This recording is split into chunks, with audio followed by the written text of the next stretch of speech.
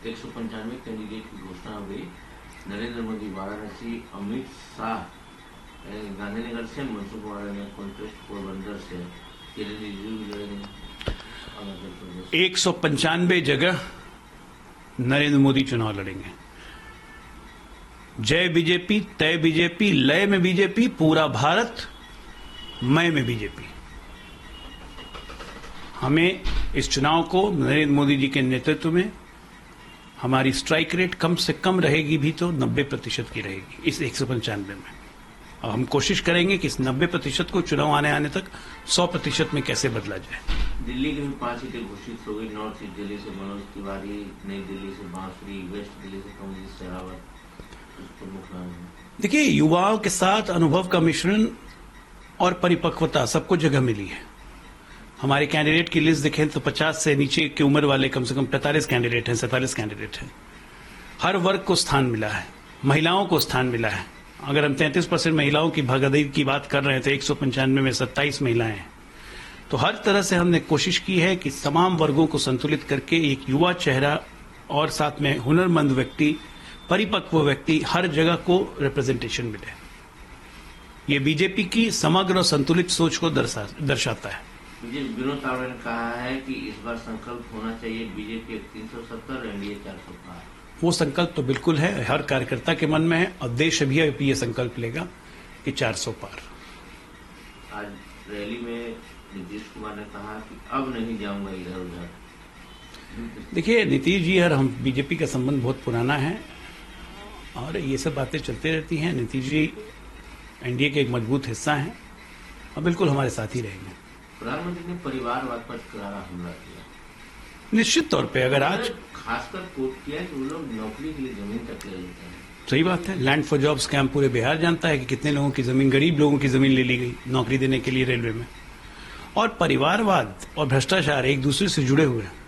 ये जब तक परिवारवाद खत्म नहीं होगा, भ्रष्टाचार पे अंकुश नहीं लग सकता है। बपौती नहीं है किसी की, खत्म करना होगा इसको। रैली भी है 3 तारीख को। तो क्या है, हुड़दंगी जुटेंगे। प्रशासन सख्त नजर बनाए हुए है, कोशिश न करें ठेला वेला लूटने की, नहीं तो कार्रवाई होगी।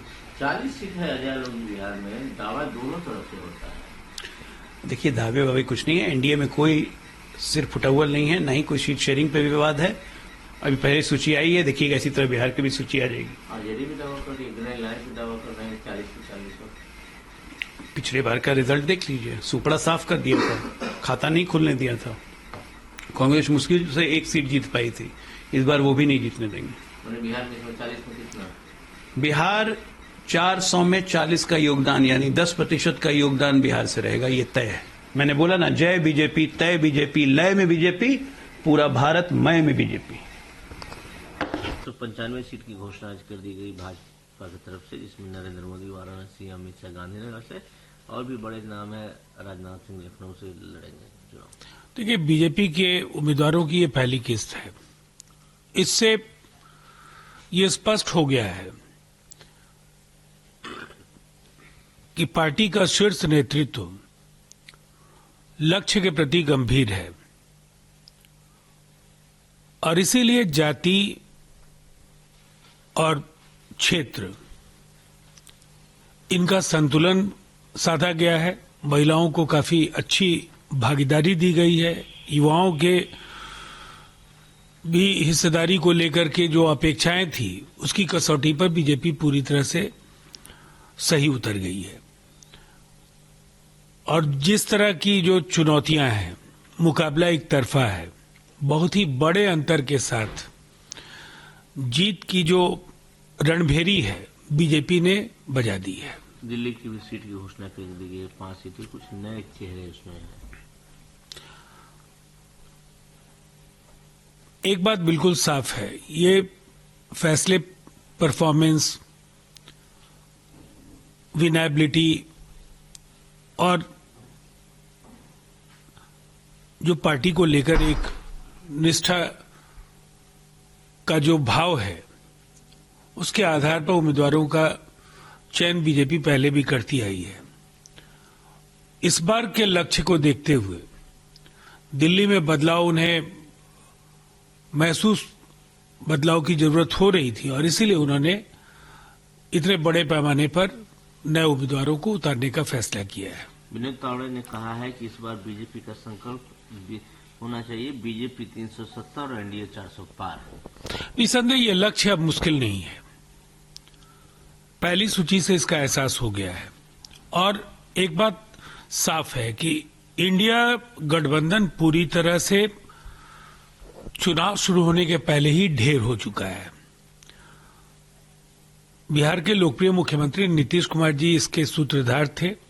उनके अलग होने के बाद आरएलडी का निकलना और पूरे देश में जमीनी तौर पर कहीं बहुत बेहतर समन्वय और सामंजस्य नहीं दिख रहा है।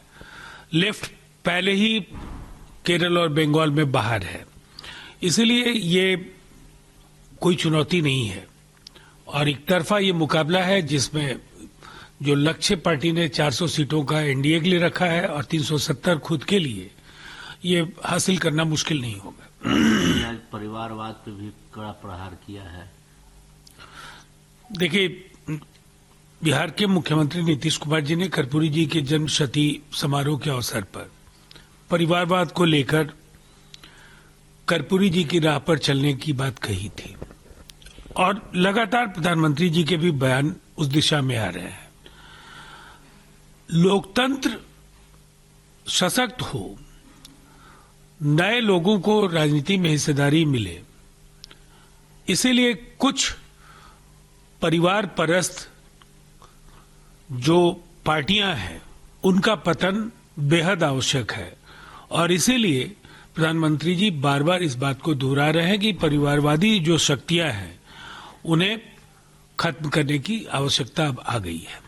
नीतीश जी ने कहा है कि अब मैं इधर ही रहूंगा, कभी इधर उधर नहीं करूंगा। अब मुख्यमंत्री नीतीश कुमार जी केवल बिहार के मुख्यमंत्री नहीं है, पार्टी के राष्ट्रीय अध्यक्ष हैं और उन्होंने जब कहा है तो ये पार्टी का आधिकारिक स्टैंड है।